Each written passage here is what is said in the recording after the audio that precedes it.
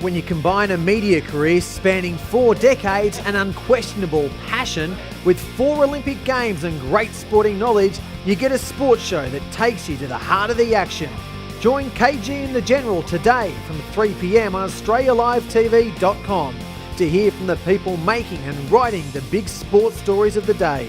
As well as KG and Phil Smythe, hear the views and opinions from sporting greats Mark Rasciuto, Neil Curley and Russell Ebert. It doesn't matter what game you follow, if you want to stay in the game, then log on to KG and the General today from 3 p.m. on Australialivetv.com. Welcome back here with KG and the Gentleman. We've got a very, very special guest today, Gentleman. The big launch of the Thunderbirds last night. It was, Cage. They had the launch last night. All will be revealed. I'm sorry I'm losing my voice as I introduce you. Of course, the coach of the championship winning team of last year, Jane Woodlands-Thompson, joins us, dressed up in the new outfit too, Cage. Jane, I must say, I think the new uniform, it looks fantastic, pink, white and black. Can I ask you why the change of uniform?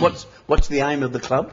Well, no other team was pink. We're going in a new direction now, and we think that the landscape is right to go into our own brand and make sure that we have our own identity in the community. And merchandising-wise, it was a commercial decision that the little girls love pink. So that's the way we decided to go, and I think it looks fabulous. I do too. Cage and I were talking about it this morning. We thought you just jumped off because the Power were with you and had their colours. They're obviously going terrible, so we need to get on to something new. So you can't carry all teams in South Australia. Now, let's start from it. The new uniforms, I mean, often with women and fashion, you know, there's pretty diverse group you've got down there, but all the girls like the new uniforms. They do. You know, they tell me you can't please everybody, but we've managed to do that with the playing group, and they are a tough crowd. So, yeah, very happy. They really love strutting around in that all day yesterday. So. All right, who's responsible? Who's responsible for the design? I mean, obviously, someone doesn't just go, oh, well, let's go pink and here's the design. So there's a lot of effort that goes into that. How long ago did the process start?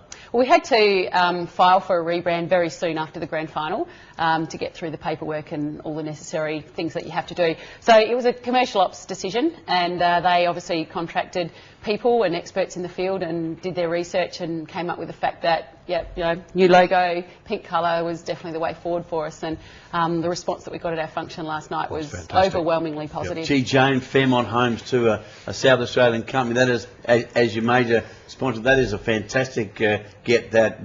David Pickard from the Pickard family, great get that. Oh, we're so excited to have Fairmont on board. I played a corporate golf day, not very well, may I add, last Friday. The boys had to carry me, but just terrific to galvanise those relationships from an existing sponsor, and they're stepping up as a major sponsor, premier partner for us next year, which is just so exciting, and we've only begun to tap into what we can do for each other. All right, you had a list of sponsors that you went through last night there. Foodland have come on board, so that's another new one for you. Adelaide Fitness Solutions, now we're a bit worried about that because the Birdman's involved with that, so the fact that he's gone to Brisbane, perhaps things may fall into place. But how do you utilise Adelaide Fitness Solutions when your base is at Mile End and Fitness Solutions at West Lakes? Well, pre-season at the moment, it's a one-stop shop for us, and because our budget is so slender, we're used to running at Ellis Park, training at Etzer Park, and then going down the beach for recovery, which is problematic. So down at Adelaide Fitness Solutions, we're able to use the grass, use the indoor area, the weights room, and also the fantastic pool that we have access to. So we've really stepped up and improved our marking in the pre-season with all of those facilities. Jane, what about the playing group? You made the point you're back on deck on last Monday. What about, you've lost a couple of good players in Jiva and Monia. Are you confident that you can replace them to what you want? I don't think we can replace all in one hit. No. We've been ranked #1 defensively in the first 3 years of the comp, which is an enormous credit to our defensive coach, Lisa Alexander, and to the girls out on court. And but the time's right to regenerate. One in the bank now, and it was an ageing defence line. And I mean, Jiva, we didn't intend to lose her. They moved the goalpost a little bit on us there, unfortunately, and it didn't go so well. But we're hoping to have her back on our list, and she's desperate to come back in 2012. So maybe that's a short-term thing, but I like to look at it as an opportunity for a fantastic young South Aussie talent like Kate Shimon, who's just torn it apart at the AIS this year, and so she could go anywhere. What's her name again? Kate Shimon. Okay, there's a young lady to keep your eye on. All right, expectations, you've talked about it. One in the bank, of course, winning it last year. Once the expectation, dangerous word, but it does get thrown around by the fans and the sponsors, so are the girls aware now that they're the target? I mean, they're the measuring stick. All the teams that play the Thunderbirds now are going to gauge their season on where they're at. Do they know what they're in for? I don't think they do. I think we're actually underrated because people will look at the net loss, which is our defensive circle. But to counter that, 5 out of our 7 premiership starters are back, and Carla Borrego hadn't played netball for 6 years, so look at the improvement we got out of her in 5 months. So we're expecting our attack line to step up. Erin Bell played a magnificent finals series for us after not starting in goal attack all year. So we've got a lot of improvement to come in the attack, and our mid-court with Emily Beaton, Natalie Von Berto, youngster Maddie Proud, those sort of characters through the mid-court. We would want to be number 1 in the mid-court and our attack end, and then that young defence line, who knows? If you're going to have any experience, then it should be in defence. All right, pre-season's underway. Were you happy with the way the girls came back into shape after the break? Yes, there weren't any porky ones this year, so I was really happy with that. If you no, they looked good yesterday. I got to testify to that. Yeah, no, they look in great shape, and very excited. We've got 8 young South Aussies as our Thunderbirds who will make up the outer squad, plus our 12 contracted players, and we thought the bar would be a little bit lower with the kids coming in, but we've exceeded all of our markers from this time last year in both aerobic training and strength, so things are looking really exciting. All right, the season's changed. It's been brought forward, obviously, because of the World Championship 2011, so it's a condensed season, I guess, from 15 weeks down to 12. Players like that, more games, less training from a coaching standpoint? Recovery, player management, list management, all of that has to come into play a whole lot more. It's not a matter of playing 1 game a week and having the whole week to get ready. And I think an example of how tough it's going to be, we're scheduled for a Thursday night in Challenge Stadium at Perth, which is the hardest floor. And then we travel across the country to Brisbane and play the Firebirds on a Saturday afternoon. Oh, you're Thursday joking. night, Saturday afternoon changeover. Perth to Brisbane? Yeah, it couldn't be much further. I mean, we could have thrown a New Zealand midweeker in. We would have been really happy, but they must have missed that opportunity. Who's our first home game against, Jane?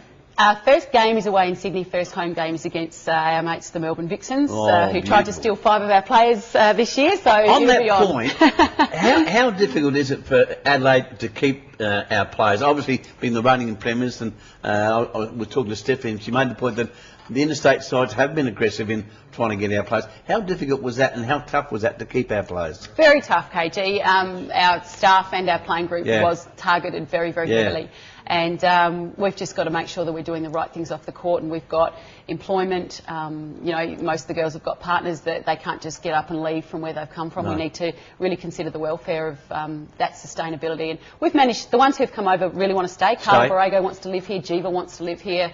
Our interstate girls, 2 of them have moved here permanently. So we've got a pretty good strike rate that once we get them here, they'll stay here. So it's more attracting them. Interesting recruiting tool. What they do is, Case, they bring the girls in, get them a partner that's from Adelaide, and they won't leave. So I just learned that. We're on to our strategy. I like the way you're thinking. But the third party is the big problem, isn't it? I mean, obviously with the Sixers it was the same as it is for you, as it was for me, that you need those third party people involved to be able to secure the girls here, to give them that job that eventually is full time, so they're settled and happy for the rest of their career. Definitely, and we can only contract our athletes for 6 months of the year. So really to play in Adelaide, if they're from interstate, they've got to not have a full-time job over there, come over and play here and the money, you know, we've got a 262 salary cap for all 12 players, so that's not enough to sustain anybody for a... Well, that's being policed properly. Will that area improve, Jane, the salary cap, where you're able to pay the players more? It never ceases to amaze me, the commitment from those girls to what they get financially is not good enough, Jane. No, it's not good enough. I mean, we've proven to be the premier women's sport. Exactly. In the current landscape. Exactly. So, you know, it's up to the sponsors to get on board. It's up to us to continue to push our profile forward. And the success of the ANZ has been unprecedented. Terrific. With viewership and membership, and we had 200 members lined up outside Netball SA buying memberships this morning after really? launch. So well, there you go. Time to get on the Thunderbirds. They've got a new outfit. They've got a new image, new sponsors. Yes, it looks terrific. Jane, thanks for coming in and joining us. Big year for the Thunderbirds, and hopefully another successful one. Thanks, guys. Good on you, Jane. All right.